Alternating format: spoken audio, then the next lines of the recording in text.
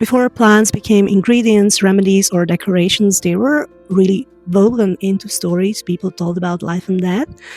These plants didn't simply grow around people, they were really part of the stories people told themselves almost every day. Hey, I'm Hannah, a medicinal herb farmer in Provence, France, and I'm exploring the sacredness of plants. And I ask questions: why is a plant sacred? And this is exactly what I'm exploring in my new membership. And if you want to find out more, then click the link under this video. And this is the second video of the series about ancient plants of Mediterranean, because I live here in Provence, France. This is, of course, the Mediterranean region. And in this video, I'm going to explore 3 plants: pomegranate, laurel, and the third you're going to have to find out by watching this video. So let's get started.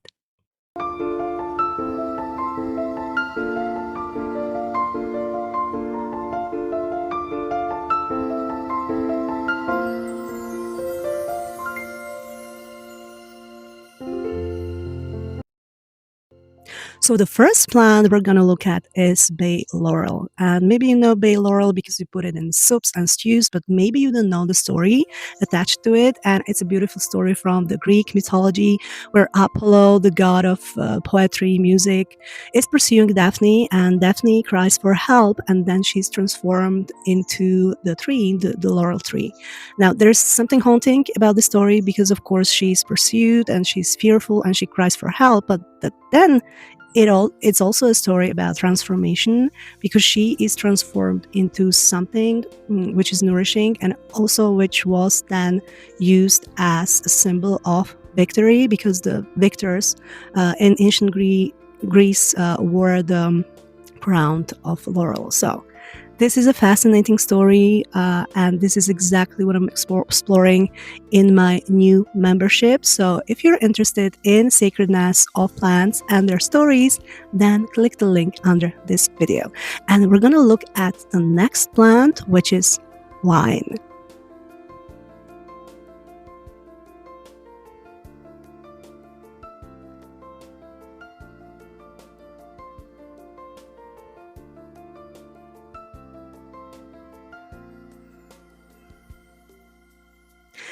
Wine is, of course, transformed with the help of human hands and fermentation into wine, a drink that is beloved by many people.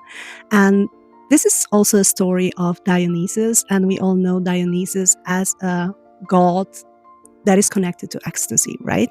Just as if you drink too much wine, then you can become uncontrollable. That was exactly the story about Dionysus and about ecstasy.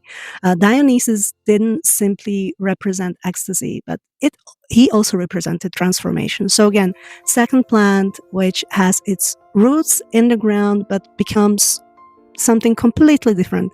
This story is also very fascinating. And up next, last plant, which is connected to ancient goddess, and again, a beautiful story. Stay tuned.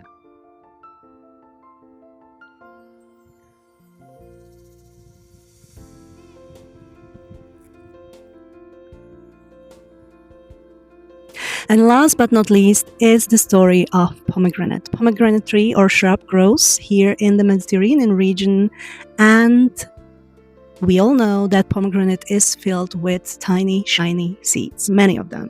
So it's a symbol of abundance and fertility, but then again, it's a symbol of descent, because there's this beautiful story about Persephone, and her mother, Demeter, was mourning her because Persephone was taken by Hades. We are not really sure how the story goes, whether Persephone was obliged to go with Hades or she decided to go with him. Anyways, Demeter was, of course, mourning. And here we have Hecate, the torchbearer, that helps her find Persephone. And she can return back to the earth because after Persephone's descent, everything stopped growing, right? We all know this story. And Demeter was mourning. Hecate helped her. She found her daughter, but then Persephone, unfortunately, ate seeds from pomegranate. And pomegranate was the fruit of the underworld. So there was this agreement made that, okay, Persephone has to stay 6 months in the underworld with Hades, and she can remain 6 months with her mother, Demeter. And that's where the seasons come from. Okay, so this is such a beautiful story again about transformation, and if you want to explore these stories, then I would love to invite you to something special.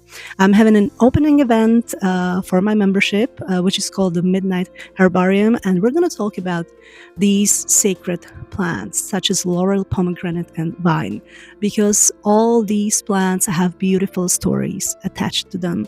So if you want to find out more, if the sacredness of plants is something that is intriguing to you, then I would love to invite you to click the link under this video and join the opening event and the membership. And I'm going to see you again next time. Bye.